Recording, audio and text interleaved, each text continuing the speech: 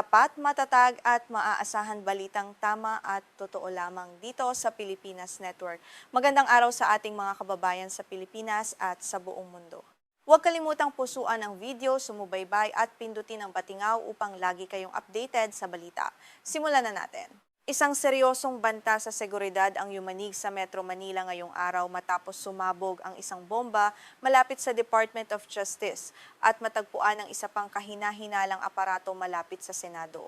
Nangyari ang mga insidenteng ito ilang oras lamang bago ang State of the Nation address ni Pangulong Ferdinand Marcos Jr. Agad na nagpatupad ng mahigpit na seguridad ang mga otoridad sa buong Kalakhang, Maynila upang maiwasan ang anumang gulo. Ayon sa ulat ng pulisya, naganap ang pagsabog sa labas mismo ng gate ng Department of Justice bandang 2:17 ng madaling araw. Bagamat walang naiulat na nasugatan o nasawi sa insidente, nagdulot ito ng matinding pangamba sa mga residente at kawani ng pamahalaan. Kasalukuyan ang sinusuri ng forensic team ang mga labi ng sumabog na kagamitan upang matukoy ang uri ng pampasabog na ginamit ng mga suspek. Hindi pa lumilipas ang ilang oras, isa namang kahina-hinalang kagamitan ang natuklasan sa kahabaan ng Jokno Boulevard sa lungsod ng Pasay, malapit sa gusali ng Senado. Isang driver ng sasakyang panresponde ang unang nakapansin sa kahon bandang 8:30 ng umaga. Agad niya itong ipinagbigay alam sa mga nakatalagang guwardiya sa lugar na mabilis namang tumawag ng tulong mula sa pambansang pulisya para sa agarang pagsisiyasat. Agad na rumesponde ang Explosive Ordnance Disposal Unit o PNP-EOD upang tiyakin ang seguridad ng lugar. Sa kanilang pagsusuri na recover sa loob ng kahina-hinalang pakete ang isang detonator, isang gumaganang orasan, at isang bote na naglalaman ng kulay kayumangging pulbos na pinaniniwala ang kemikal na ginagamit sa paggawa ng pampasabog. Dinala na ang mga nakalap na ebidensya sa laboratorio upang sumailalim sa masusing pagsusuri ng mga eksperto sa bomba. Naniniwala ang mga otoridad na maaaring may direktang koneksyon ng pagsabog sa DOJ at ang natagpo ang kahina-hinalang aparato sa Pasay dahil sa magkaparehong tiyempo at lapit ng mga lokasyon ng mga ito sa mga pangunahing sangay ng pamahalaan.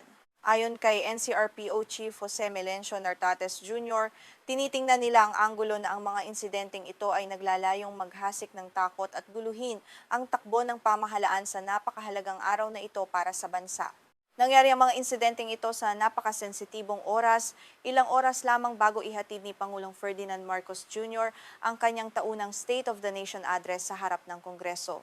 Dahil dito, 3 ulit na pinaigting ang antas ng seguridad sa paligid ng batasang pambansa at iba pang makahalagang pasilidad sa bansa upang matiyak na walang magiging hadlang sa talumpati ng Pangulo at sa kaligtasan ng mga dadalong opisyal. Nagaganap ang mga banta sa seguridad sa gitna ng tumitinding tensyong pampulitika sa bansa. Kasalukuyang nahaharap sa banta ng impeachment si Vice Presidente Sara Duterte na nagdulot ng malalim na lamat sa pagitan ng mga alyansa sa politika. Ang hidwang ito sa pinakamataas na antas ng pamahalaan ay lumilikha ng kawalan ng katiyakan at nagiging mitsa ng iba't ibang haka-haka tungkol sa tunay na motibo sa likod ng mga pampasabog. Bukod sa magulong politika, labis din ang galit ng publiko dahil sa sunod-sunod na ibinubunyag na anomalya at korupsyon. Kabilang dito ang isyu ng mga umano'y ghost projects sa ilalim ng programa ng pamahalaan para sa pagkontrol sa baha na bilyon-bilyong piso ang halaga.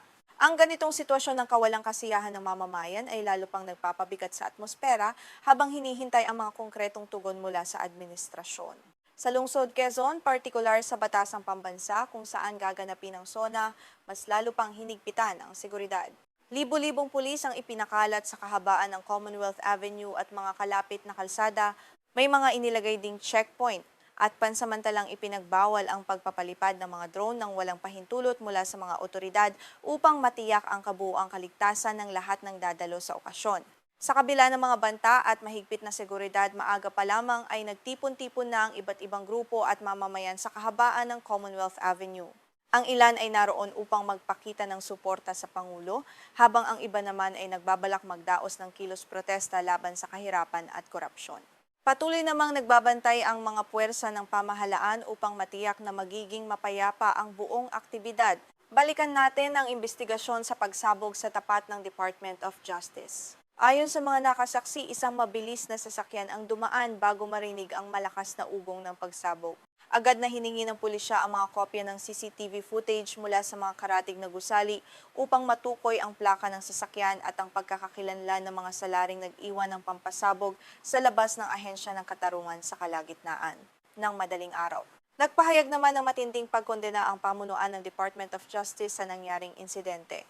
Ayon sa kanila, hindi sila masisindak ng anumang uri ng karahasan o pananakot na naglalayong pigilan ang kanilang pagganap sa tungkulin at pagpapatupad ng batas. Tiniyak ng DOJ na magpapatuloy ang kanilang operasyon at makikipagtulungan sila ng buong lakas sa pambansang pulisya upang madakip ang mga utak sa likod ng insidente. Samantala, nagdulot din ng matinding alarma sa Senado ang pagkakatuklas ng kahina-hinalang aparato sa Diokno Boulevard. Nagutos na ang Senate Sergeant-at-Arms ng masusing inspeksyon sa buong pasilidad at paligid ng gusali.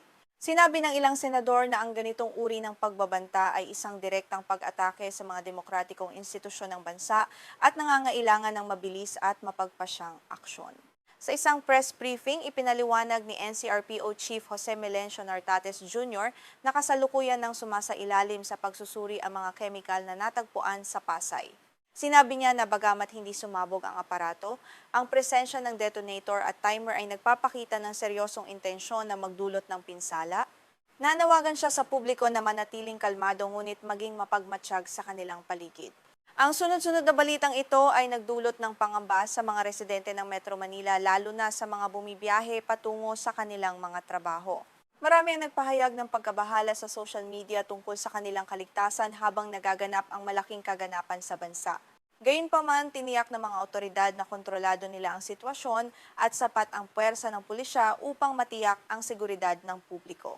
Sa aspetong pampolitika, sinasabi ng mga analisa na ang hidwaan sa pagitan ng mga pamilyang Marcos at Duterte ay maaaring magpalala sa sitwasyon ng seguridad. Ang pagtiwalag ni Sara Duterte sa gabinete at ang banta ng kanyang impeachment ay nagpapakita ng malalim na lamat sa UNITEAM. Ang kawalan ng pagkakaisa sa pamahalaan ay nagbibigay ng pagkakataon sa mga masasamang elemento na samantalahin ang sitwasyon para sa sarili nilang interes. Mas lalo namang nag-init ang ulo ng publiko dahil sa isyu ng mga proyekto para sa pagkontrol sa baha. Sa kabila ng bilyon-bilyong pisong inilaan para sa mga ito, patuloy pa rin ang matinding pagbaha sa Kalakhang, Maynila sa tuwing may bagyo. Ang galit na ito ng mamamayan ay sumasabay sa mga pangamba sa seguridad at naglalagay sa Administrasyong Marcos sa ilalim ng matinding pagsusuri at presyur na maghatid ng tunay na reforma sa bansa. Bilang tugon sa pangkalahatang banta, nagpatupad ang PNP ng mataas na antas ng alerto sa buong bansa. Hindi lamang sa Metro Manila kundi maging sa mga pangunahing lungsod sa Visayas at Mindanao ay hinigpitan din ang seguridad sa mga paliparan, daungan at terminal ng bus. Layunin nitong mapigilan ang anumang posibleng pag-atake o pagtakas ng mga grupong nagnanais magsamantala sa kasalukuyang sitwasyon ng bansa. Habang papalapit ang oras ng SONA, nakatutok ang buong bansa hindi lamang sa mga sasabihin ng Pangulo kundi maging sa kaligtasan ng buong kapaligiran. Inaasahang tatalakayin ni Pangulong Marcos ang mga isyu sa ekonomiya at seguridad, gayon din ang kanyang mga plano para sa natitirang bahagi ng kanyang termino. Ngunit sa likod nito, ang anino ng mga pampasabog ngayong araw ay mananatiling isang malaking hamon sa kanyang pamumuno. Sa pagtatapos, nananatiling nakaalerto ang buong bansa sa harap ng mga pagbabantang ito sa ating seguridad at demokrasya. Hinihimok ang bawat mamamayan na maging mapagmatyag at agad na iulat sa mga autoridad ang anumang kahina-hinalang kilos o bagay sa kanilang komunidad. Isang seryosong banta sa seguridad ang yumanig sa Metro Manila ngayong araw matapos ma-disarm ng mga otoridad ang isang pinaghihinalaang bombang gawa sa kamay o improvised explosive device malapit sa gusali ng Senado. Ang insidenteng ito ay naganap ilang oras lamang bago ang nakatakdang ikalimang State of the Nation Address o SONA ni Pangulong Ferdinand Marcos Jr. sa lungsod Quezon na nagdulot ng matinding alarma sa buong bansa. Ayon sa ulat ng lokal na kapulisan, bandang alas 8 ng umaga, oras sa Pilipinas, nang matuklasan ang kahina-hinalang aparato malapit sa Senado sa lungsod ng Pasay. Agad na kumilos ang Senate Special Security Unit nang mapansin ng isang kahina-hinalang pakete sa gilid ng kalsada habang nagsasagawa ng regular na pagpapatrolya sa paligid ng gusali. Nagbunsod ito ng agarang pagpapatupad ng mga protokol sa seguridad. Sa mabilis na koordinasyon ng mga otoridad, agad na ipinadala sa pinangyarihan ng insidente ang dalubhasang bomb squad ng Philippine National Police o PNP.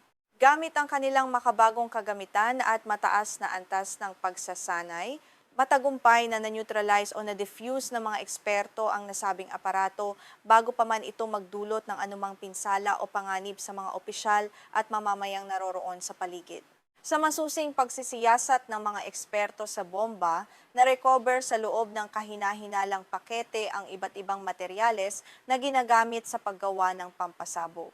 Kabilang sa mga nakuhang ebidensya ang isang blasting cap o kapsulang pampasabog, isang timer o orasan na nakakonekta sa mekanismo, at isang bote na naglalaman ng kulay tsokolateng pulbos na pinaniniwala ang aktibong kemikal na gagamitin sa pagpapasabog ng aparato. Bago pa man ang insidente sa Senado, isang katulad na pagsabog ang naganap malapit sa pasukan ng Department of Justice o DOJ sa Padre Faura, Maynila.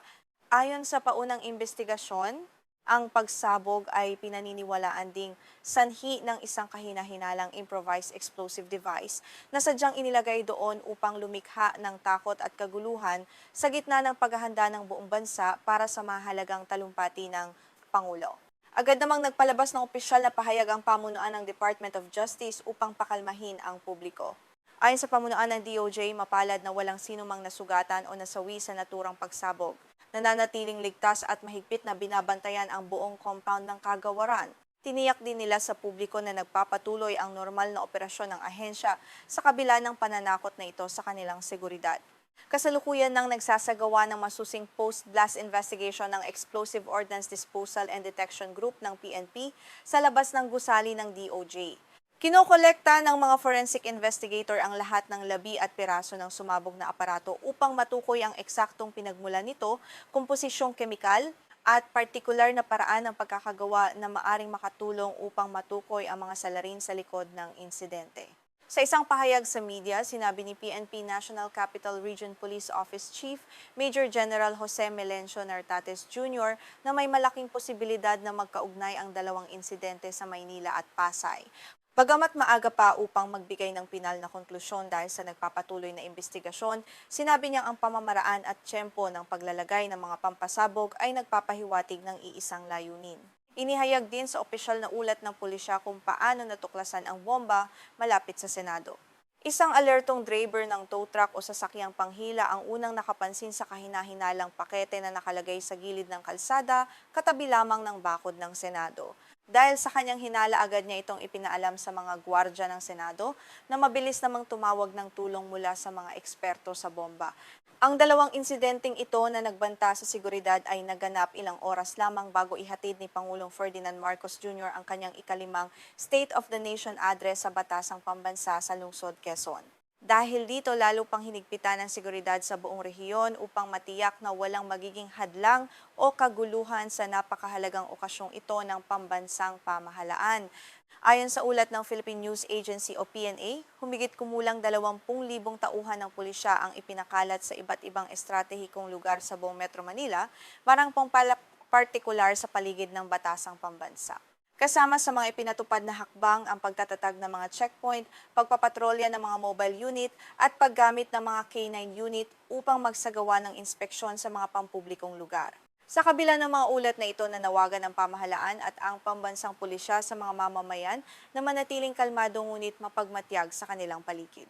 Binigyang diin ng mga otoridad na kontrolado nila ang sitwasyon at sapat ang puwersang panseguridad upang pigilan ang anumang pagtatangka ng masasamang elemento na manggulo o maghasik ng takot sa araw ng ulat sa bayan ng ating Pangulo. Ang paghahatid ng SONA ng Pangulo ngayong taon ay nagaganap sa gitna ng isang napakasalimuot na sitwasyong pampolitika sa buong bansa.